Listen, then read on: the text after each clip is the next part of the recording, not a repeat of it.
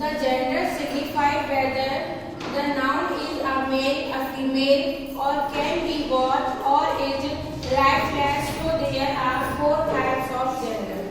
सबसे पहले साइड जो प्रतीक होता है, जो भी हम वर्ड बोलते हैं, शब्द बोलते हैं, उससे हमें बोध होता है कि ये स्त्रीलिंग है या पुल्लिंग है या नपुंसकलिंग है, तो वो सभी किसी में आते हैं, हमारे जेंडर में आते हैं। जैसे फॉर एग्जाम्पल हमने बोला लड़की, तो हमें इस शब्द से क्या बोध हो रहा है, लड़की एक स्त्री जाति है, फेमिनिन जेंडर है। समझ आया? हमने बोला बॉय, तो बॉय लड़का है, पुरुष जाति है।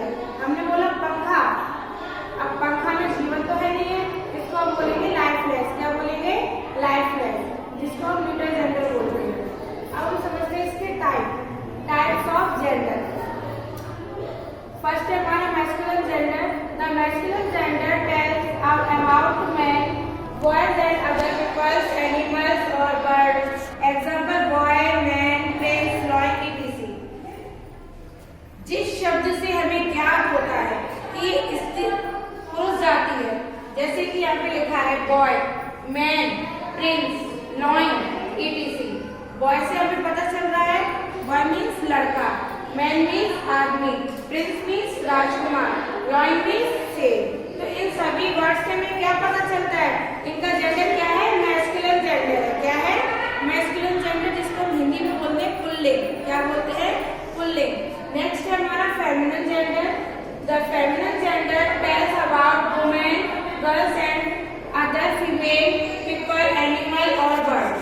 जो फेमिनिन जेंडर होते हैं वो हमें बताते हैं किसके बारे में, बोध कराते हैं हमें, यानी स्त्री जाति के बारे में। जैसे कि girls, other female people, animals और बर्ड्स। इनके एग्जाम्पल दिए हुए हैं girl, women, princess, lioness, etc। Girls means लड़की, वुमेन औरत, प्रिंसेस राजकुमारी, लॉयनेस शेरनी। तो इन सभी वर्ड से हमें क्या ज्ञात हो रहा है? हमें ज्ञात हो रहा है कि ये स्त्रीलिंग है। क्या ज्ञात हो रहा है? कि ये स्त्रीलिंग है। नेक्स्ट आता है हमारा common gender. It is a topic ऐसा है जो काफी स्टूडेंट्स को नहीं पता होता।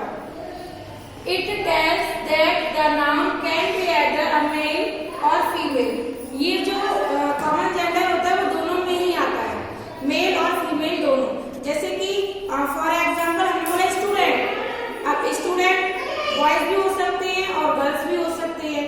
डॉक्टर, लेडी डॉक्टर भी हो सकती है और जेंट्स भी हो सकते हैं।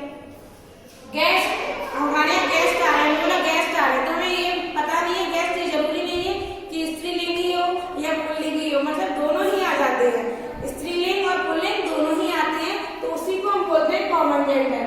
बेबी मीन्स होता है बच्चा, छोटा बच्चा है कोई, जैसे कि कोई बच्ची है छोटी या कोई छोटा बेबी है, बॉय है, तो हम उसको क्या बोलेंगे? ये दोनों मतलब लड़की भी हो सकता है, लड़का भी हो सकता है, दोनों को हम बेबी बोलते हैं। तो ये किस में आ जाता है? हमारा कॉमन जेंडर में। नेक्स्ट हमारा neutral gender. It tells that a noun is without life. ये वो चीजें होती हैं जिनमें जीवन नहीं होता, ठीक है, जो बिना जीवन के ही होती है। जैसे कि पंखा, बोर्ड, मार्कर और टेबल, etc। जैसे कि मैंने एग्जाम्पल भी दिए हैं, chair, doll, pen, table, etc। ये सभी क्या है?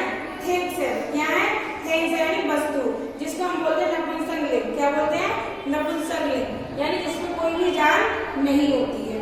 तो मैंने आपको समझाया जेंडर क्या होता है, जेंडर के टाइप समझाए हैं और सभी का सेंस भी समझाया है